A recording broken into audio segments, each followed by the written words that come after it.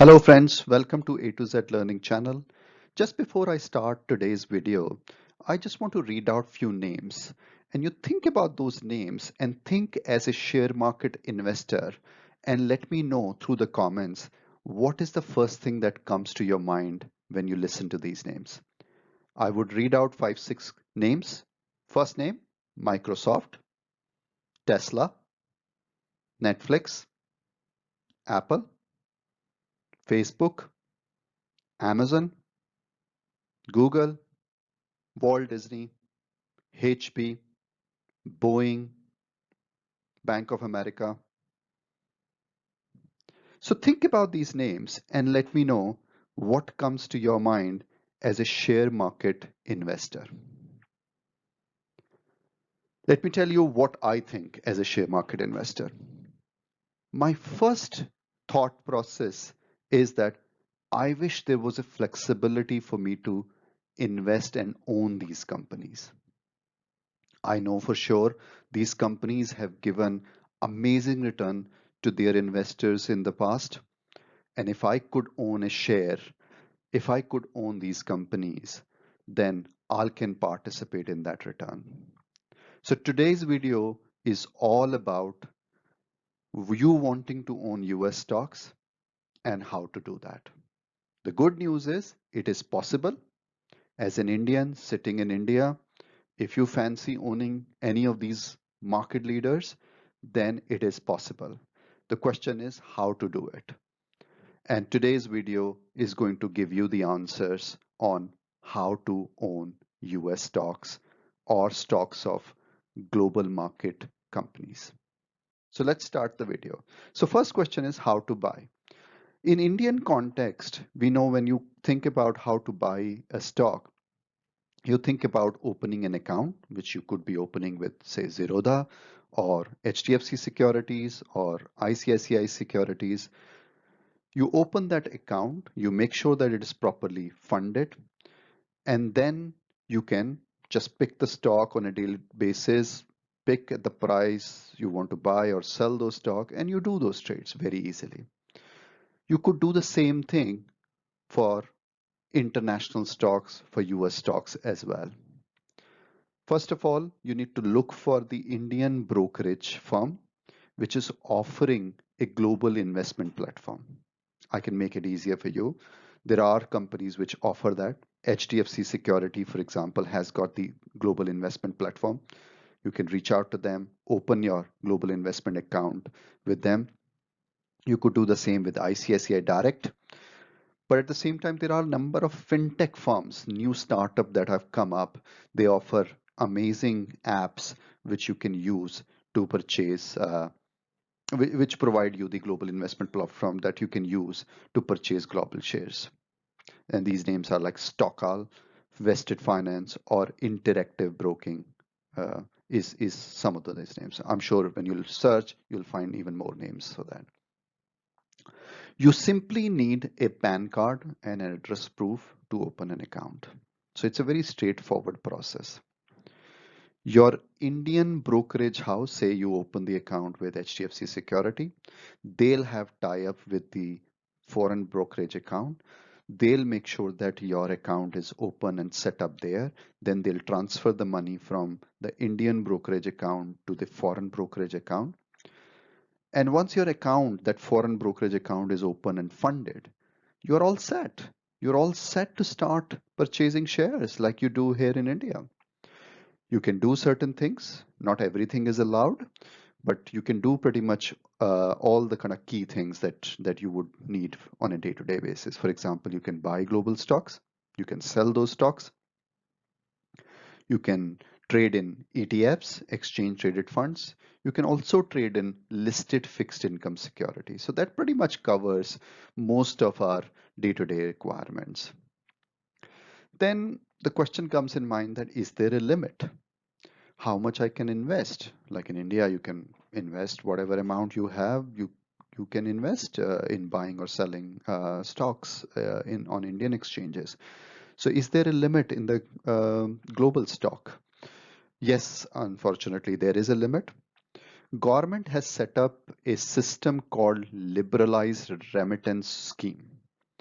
So that allows any Indian citizen, any Indian resident to send money overseas, remit money overseas for a number of regular expenses or capital expenses.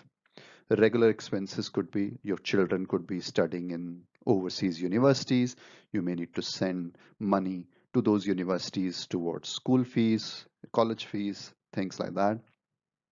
These days people travel also overseas. I know right now due to pandemic nobody's traveling, but in a normal year, which is not like 2020, we all kind of go and take foreign travel. So that is also part of the regular expenses. So all these expenses, whether they are towards education, whether they are towards having a foreign trip, or you're buying an asset overseas, so all these transactions, including the money that you invest in buying some of these shares, all that is subject to LRS scheme, liberalized remittance scheme, which allows any Indian citizen to remit up to a quarter of a million US dollar. So 250,000 US dollar in 1 year. That's quite a lot of money, but if you have expenses, foreign expenses in education, travel, and other items, then this may not be enough amount to give you enough of a money to purchase these shares. But if you don't have some of those foreign currency expenses, then you have the entire $250,000 available to purchase these shares. So, which is amazing. But keep in mind this limit, and this limit includes all sort of expenses. So keep a track. You can't just assume that you have entire $250,000 available for just buying shares. Okay, let's proceed. What are the other key points that one should keep in mind before uh, embarking and buying shares of global companies? First of all, let's talk about transaction cost. What is the transaction cost? So first of all, there is room for you to negotiate. There is enough of a competition.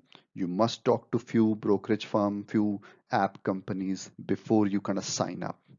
You can negotiate and you can negotiate to the lowest possible based on the volume of transaction that you will be making. But typically there are two type of charges that you'll be paying for.